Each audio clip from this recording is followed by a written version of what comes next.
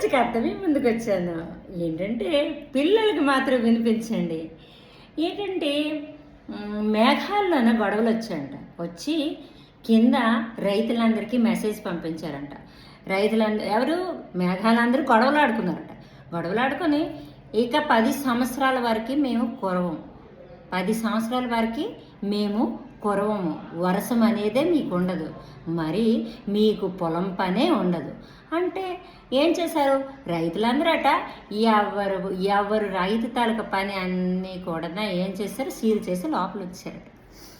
ఒకే ఒక్క రైతు మాత్రం ఎలా జరిగితే అలా జరగనని పొలం వల్ల దున్నారంట. అప్పుడు ఆ పొలం దున్నిన తర్వాత కొంచెం కింద జాయిన ఉంది మేఘాలు వచ్చి అడిగాయంట, అదేంటి మేము 10 సంవత్సరాల వరకు కురం వర్షం అని చెప్పాను కదా, మరి నువ్వు ఎందుకు దున్నుతున్నావయ్యా బుర్రలేని వాళ్ళలాగా అని అడిగారంట. సరే మంచిగానే చెప్తున్నారు, కానీ కూర్చొని ఉండడం నా వల్ల కాదు, ఏదో ఒక పని చేసుకోవడమే నా వల్ల అవుతుంది. అలాగే నేను ఎప్పుడు కూర్చొనే ఉంటే మరి నాకు వచ్చేది రైతు పనే, నేను ఏం చేస్తాను, దున్నడం కూడా మర్చిపోయాను అనుకో, అప్పుడు మీరు కూర్చారు అనుకోండి నా పరిస్థితి ఏంటి, నాకు దున్నడం రాదు అప్పుడు. అందుకే నా పని నేను చేసుకుంటూ వెళ్ళిపోతాను, మీకు ఎప్పుడు నచ్చితే అప్పుడు మీరు కురవండి అంటే మేఘాల మీదకెళ్ళి ఈ ఒక్క చిన్న మేఘాలు ఏవైతే మాట్లాడాయి కదా అవి పైన మేఘాలకు చెప్పాయంట. ఏంటి చెప్పాయి, అక్కడ ఇక్కడ అందరు రైతులు ఇలా జరిగింది, ఆ రైతు కడిగితే చెప్తున్నాడు, నేను కానీ 10 సంవత్సరాలు అయితే నేను దున్నడం మర్చిపోతానేమో, మీకు ఇష్టమైతే వరవండి, లేకపోతే ఇష్టమైతే వర్షం పడి మేఘాలు లేకపోతే లేదు అని చెప్పారు.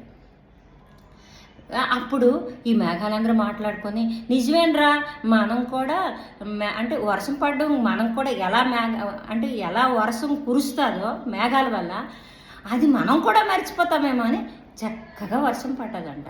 అయితే వర్షం పడితే ఎవడైతే కష్టపడి పొలం దున్నాడో ఆడ పంట చక్కగా పండింది, ఎవడైతే అన్నీ ప్యాక్ చేసి లోపలెట్టాడో చేతులు ముడుచుకొని కూర్చున్నారు. అందుకే కష్టపడేవాడు మనకి కష్టంతోనే మనము ఉండాలి, మన పనితోనే మనం ఉండాలి. మరి చూడండి, చెమటూర్చి కష్టపడినాడు ఆ ఒక్క నీరు విలువాడికి తెలుస్తుంది, రోజు స్నానం చేసినోడికి ఏం తెలుస్తుంది, ఆ స్నానం అంతే కదా. అంటే చెమటూర్చి కష్టపడినోడికి ఆ నీరు విలువ తెలుస్తుంది, చెమటతో స్నానం చేసినోడికి కష్టం విలువ తెలుస్తుంది, నీళ్ళతో స్నానం చేసినోడికి కష్టం విలువ తెలియదు.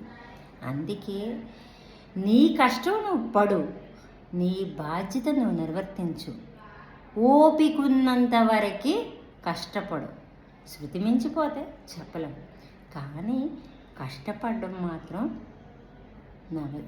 మర్చిపోకు. శ్రమజీవికి జగమల్లా లక్ష్మీ నివాసం, మా నాన్న చెప్పిన మాట. కష్టపడే వాళ్ళకి మొత్తం అంతా కూడా లక్ష్మీ నివాసమే. పిల్లలకి హాలిడేస్లో ఏం లేకపోయినా ఇది మీరు విని, మొబైల్ మీకు ఇవ్వడానికి ఇష్టం లేదనుకోండి, ఈ కథలు మీరు విని తినిపించినప్పుడు తినరు అనుకోండి, ఏదో ఒక విధంగా వాళ్ళకి మంచి వాక్యాలు నాకు చెప్పండి.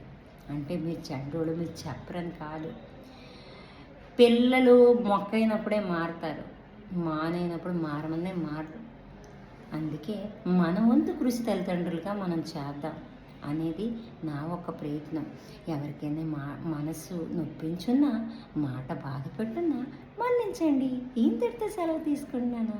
అందరికీ హ్యాపీ చందనం అమావాస్య.